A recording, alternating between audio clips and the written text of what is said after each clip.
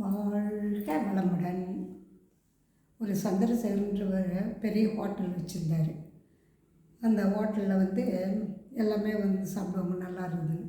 அதில் எதனாலன்னா அந்த ஹோட்டல் ஃபேமஸ்னால் இட்லி சாம்பார். அதை நடத்துகிற யார் தெரியுமா, நலமாகன்னு ஒருத்தர் இருந்தார். அவர் தான் அந்த டிஃபன் வேலை சாப்பாடு எல்லாமே செய்வார்.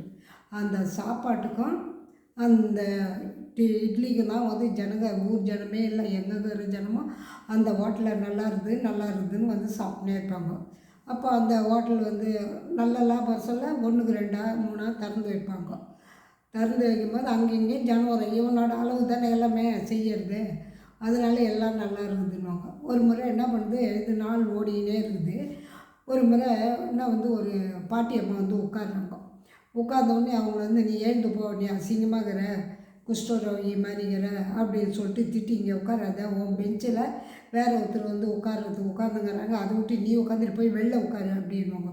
அப்போ நான் ஏன்டா போனோம்மா, நான் போக மாட்டேன், இங்கே தாண்டா இருப்பான் அப்படின்னும். அப்போ எல்லோரும் திட்டி 2 பேர் குண்டு கட்டையாக தீர்ந்து வெளியே உட்கார வைப்பாங்க. உட்காரச்சா அது கத்தம், என்னையாடா நீ வெளியே வச்ச அப்படின்னு.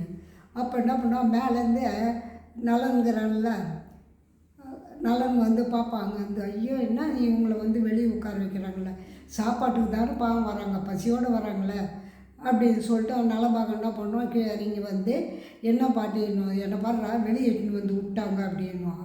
அப்படியா வா பாட்டி சொல்லிட்டு அவன் இட்டுன்னு உள்ளே உட்கார வச்சு அவனும் பக்கத்தில் உட்காந்து சாப்பிட சொல்லி சாப்பிடுவோம். அவனுக்கு கூல்ட்ரிங்க்ஸும் ஒன்று கொடுத்து குடி பாட்டி அப்படின்னு சொல்லிட்டு இது பண்ணுவோம், வெளியே வருவாங்க. அப்போ கூப்பிடுவோம், நலமாக ஒரு 5 நிமிஷம் நில்லுன்னுவான். என்னன்னா அவன் சொல்லுவான், இது மாதிரி நீ இந்த ஹோட்டலுக்கு உழைக்கிற, நீ இந்த ஹோட்டலை விட்டு வெளியே வந்துடணும்.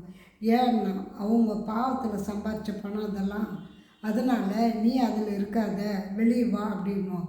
இல்லையே, நான் கஷ்டப்பட்டு தானே நான் சம்பாதிக்கிறேன், அவன் கூலி தானே தராங்க. ஆனால் அந்த ஹோட்டலே பணமாக வந்தது எப்படின்னா, அவர் ஒருத்தரை ஏமாற்றி வாங்கி இதை வச்சார். அந்த வழி இதில் யார் ஹெல்ப் பண்ணுறாங்களோ அவங்களுக்கு சேருன்ற மாதிரி அது அந்த அம்மா ஒரு சாப்பிட விட்டுருக்காங்க. அப்படியா அப்படின்வாங்க.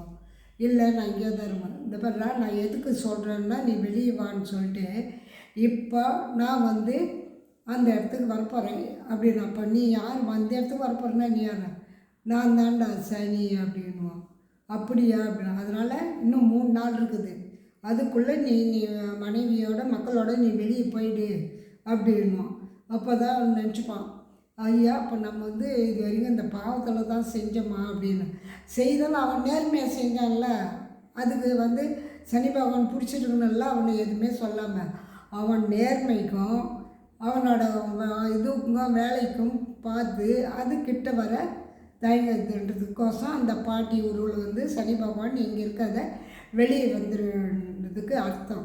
அதுக்கு தான் சொல்கிறேன். நம்ம எதுக்கு சொல்கிறோன்னா, நம்ம செய்யறது நேர்மை தவறுனா விளைவுனாவான். அப்போ தான் சொல்லுங்க, ஐயோ எனக்கு சனி நடக்குது, எனக்கு இதெல்லாம் நடக்குது அப்படி இப்படிங்க. சனி பகவான் உங்களை தொந்தரவு பண்ணணும் அப்படின்ற எண்ணமே கிடையாது. நீ எந்த பிறவிலையும் நேர்மை இருந்தேன்னா உன்னை கடைசி வரைக்கும் ஒன்று சனி பகவான் தொந்தரவு பண்ண மாட்டார். அதனால் நீங்கள் நேர்மையாகவும் திறமையாகவும் இருந்து பாருங்கள். சனி உங்களுக்கு காட்டும், நான் வந்துக்கிறேன்டா சமாளிச்சுக்கோ, நான் தான் உன்னை ஆட்டி படைக்க போகிறேன், 2 நாள் பொறுத்துக்கோ, சரியாடா அப்புறம் நான் போய்ட்டு உன்னை விட்டுடணும். அதுக்கு தான் சொல்கிறேன், யாருமே ஒருத்தர் ஏமாத்துறதோ இன்னொருத்தர் குறை சொல்கிறதோ அதெல்லாம் தான் எல்லாத்தையும் அக்கௌண்ட் கணக்கில் வச்சுப்பார். யார், சனி பகவான்.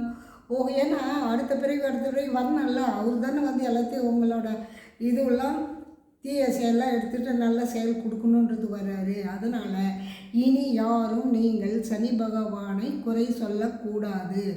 நலன்பாகன் மாதிரி இருந்தால் யாரும் எதுவும் செய்ய முடியாது. வாழ்க வளமுடன்.